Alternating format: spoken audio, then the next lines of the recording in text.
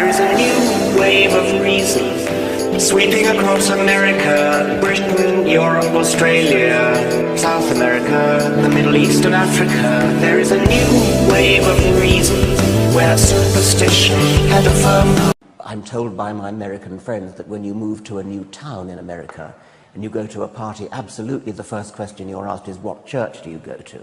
You can't imagine that happening here.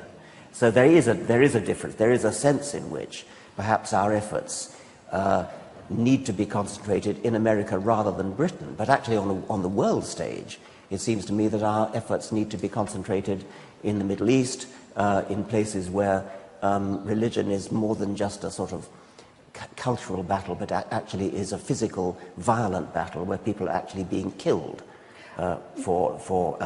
because of futile and footling distinctions between one religion and another. I mean, do you have a view on what sort of action one can take?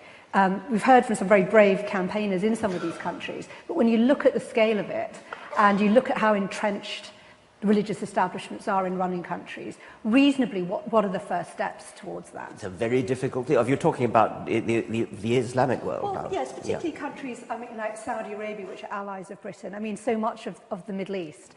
Even if you didn't have the current crisis with ISIS, and I wonder what your view is, someone with a position of such authority in the world of humanism, about how people, some of the people in this room, could think about trying to help bring about change. I derive some comfort from talking to people in this room who come from this area, who tell me, and I hear it again and again, that the number of people who are dissenting from the predominant religion of that region is much greater than any of us on the whole realize.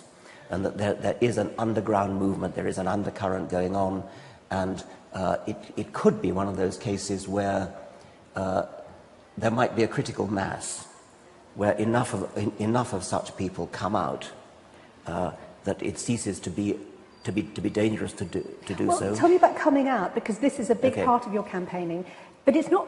It doesn't feel like it's practical in so many of these countries yet, when you look at the level of authoritarian crackdown on any form of dissent. That's right, and that's why I use the phrase critical mass, because there does come a point when enough people dissent from the ruling majority that the ruling majority no longer exercises the power that it at present does. If everybody believes that they're the only one who is an unbeliever, then they're afraid to mention it. But if there were some way in which they could secretly know that there are lots and lots of other people. I mean, I get this in a small way when I going back to the United States now. When I go on a lecture tour, I tend to concentrate wherever possible on the so-called Bible Belt. I tend to go to the Deep South, and what I find there is that, contrary to what many people expect, I get my most enthusiastic receptions in the Bible Belt. And just a second thought immediately tells you why. The sort of people who come to my lectures and the lectures of people like Christopher Hitchens are beleaguered.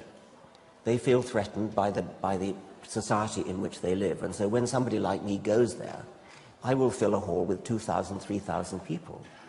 And the point is, for me, is not what I can tell them. The point for me is that they see each other in a great big hall, and they realize, I'm not alone after all. I thought I was.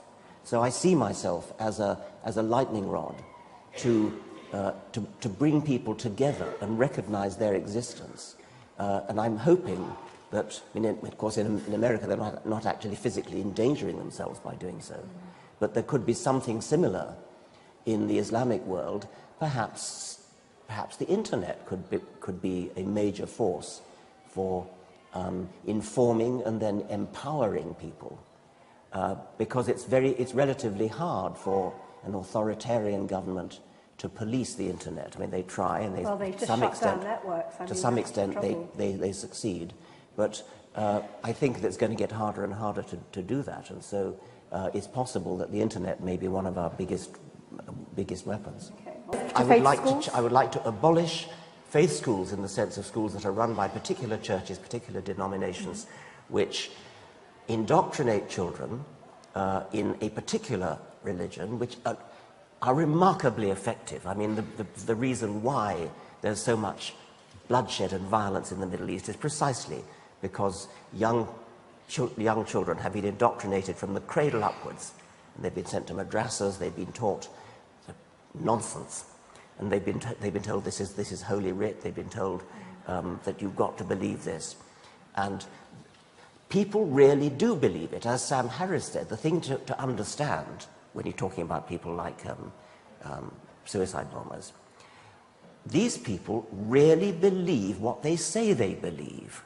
And the reason they really believe what they say they believe is that they were told it as children at a vulnerable age. And the evidence that they do really believe it seems to me undeniable. The other big thing I have about children, and I've become almost a bore about this, is labelling of children. It's another aspect of the same thing, but indoctrination goes with the tying a label around a child and saying this is a Catholic child, this is a Protestant child, this is a Muslim child. And what really pisses me off about this is that it isn't only done by the religious. We all do it. It's part of our culture to label a child. We see in the newspapers in Northern Ireland Catholic children on their way to school being stoned by Protestants, or Protestant children on their way to school being stoned. The newspapers, which are not run by religion, it's not religious propaganda, it's simply accepted that there is such a thing as a Catholic child. No, there isn't. There's a child of Catholic parents. Don't ever talk about a Catholic child, a Protestant child, a Muslim child.